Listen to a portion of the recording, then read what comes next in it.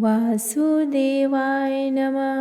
पौष मास कृष्ण पक्ष की सफला एकादशी का महात्म्य। युधिष्ठिर ने पूछा, स्वामी, पौष मास के कृष्ण पक्ष में जो एकादशी होती है उसका क्या नाम है, उसकी क्या विधि है तथा उसमें किस देवता की पूजा की जाती है, यह बताइए। भगवान श्री कृष्ण ने कहा, हे राजेंद्र, बतलाता हूँ, सुनो। बड़ी बड़ी दक्षिणा वाले यज्ञों से भी मुझे उतना संतोष नहीं होता जितना एकादशी व्रत के अनुष्ठान से होता है। इसलिए सर्वथा प्रयत्न करके एकादशी का व्रत करना चाहिए। पौष मास के कृष्ण पक्ष में सफला एकादशी नामक एकादशी होती है। उस दिन पूर्वोक्त विधान से ही विधि पूर्वक भगवान नारायण की पूजा करनी चाहिए। एकादशी कल्याण करने वाली है, अतः इसका व्रत अवश्य करना उचित है।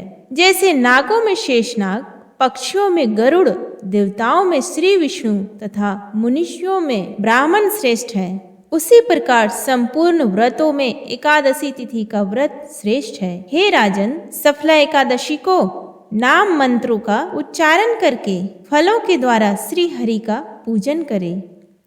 नारियल के फल, सुपारी, बिजौरा, नींबू, जमीरा, नींबू, अनार, सुंदर आंवला, लौंग, बेर तथा विशेषतः आम के फलों से देव देवेश्वर श्री हरि की पूजा करनी चाहिए।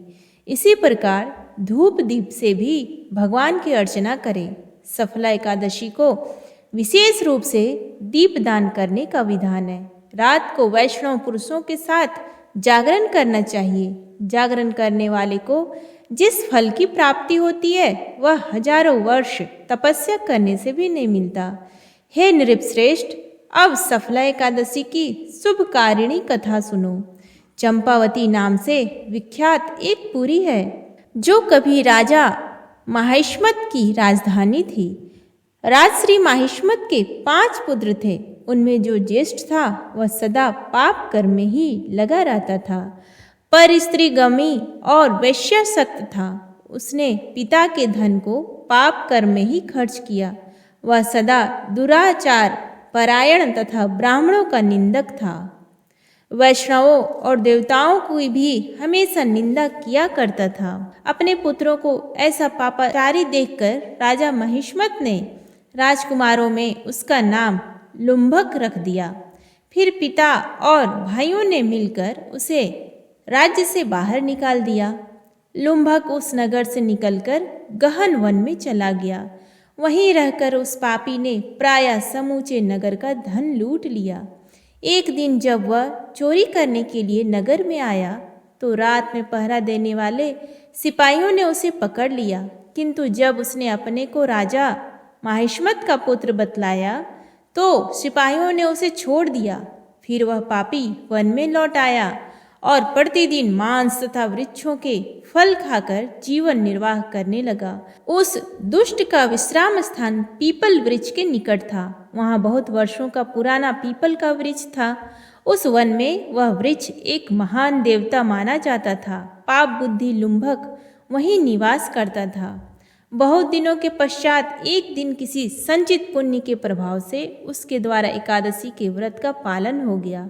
पौष मास में कृष्ण पक्ष की 10वीं के दिन पापिष्ठ लुम्भक ने वृक्षों के फल खाए और वस्त्रहीन होने के कारण रात भर जाड़े का कष्ट भोगा। उस समय ना तो उसे नींद आई और ना ही आराम मिला। वह निष्प्राण सा हो रहा था। सूर्योदय होने पर भी उस पापी को होश नहीं हुआ। सफला एकादशी के दिन भी लुम्भक बेहोश पड़ा रहा। दोपहर होने पर उसे चेतना प्राप्त हुई। फिर इधर उधर दृष्टि डालकर वह आसन से उठा और लंगड़े की भांति पैरों से बार बार लड़खड़ाता हुआ वन के भीतर गया। वह भूख से दुर्बल और पीड़ित हो रहा था। राजन, उस समय लुम्भक बहुत से फल लेकर ज्यों ही विश्राम स्थान पर लौटा त्यों ही सूर्यदेव अस्त हो गए। तब उसने वृक्ष की जड़ में बहुत से फल निवेदन करते हुए कहा, इन फलों से लक्ष्मीपति भगवान विष्णु संतुष्ट हो गए। यूं कहकर लुम्भक ने रात भर नींद नहीं ली।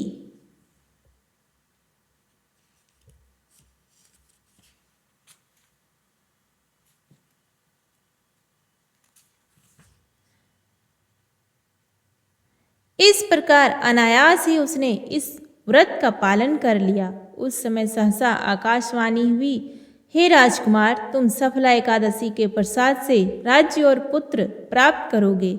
बहुत अच्छा कहकर उसने वह वरदान स्वीकार किया। इसके बाद उसका रूप दिव्य हो गया। तब से उसकी उत्तम बुद्धि भगवान विष्णु के भजन में लग गई। दिव्य आभूषणों की शोभा से संपन्न होकर उसने अकंटक राज्य प्राप्त किया और 15 वर्षों तक वह उसका संचालन करता रहा। उस समय भगवान श्री कृष्ण की कृपा से उसके मनोज्ञ नामक पुत्र उत्पन्न हुआ। जब वह बड़ा हुआ तब लुम्भक ने तुरंत ही राज्य की ममता छोड़कर उसे पुत्र को सौंप दिया और वह भगवान श्री कृष्ण के समीप चला गया, जहाँ जाकर मनुष्य कभी शोक में नहीं पड़ता। हे राजन, इस प्रकार जो सफला एकादशी का उत्तम व्रत करता है वह इस लोक में सुख भोग कर मरने के पश्चात मोक्ष को प्राप्त होता है। संसार में वे मनुष्य धन्य हैं जो सफला एकादशी व्रत में लगे रहते हैं, उन्हीं का जन्म सफल है। हे महाराज, इसकी महिमा को पढ़ने, सुनने तथा उसके अनुसार आचरण करने से मनुष्य राजसूय यज्ञ का फल प्राप्त करता है। उम्मीद है आपको आज का ये वीडियो पसंद आया। प्लीज़ वीडियो को लाइक करें, शेयर करें और कमेंट बॉक्स में जय श्री कृष्णा, जय श्री हरि विष्णु लिखना ना भूलें। धन्यवाद।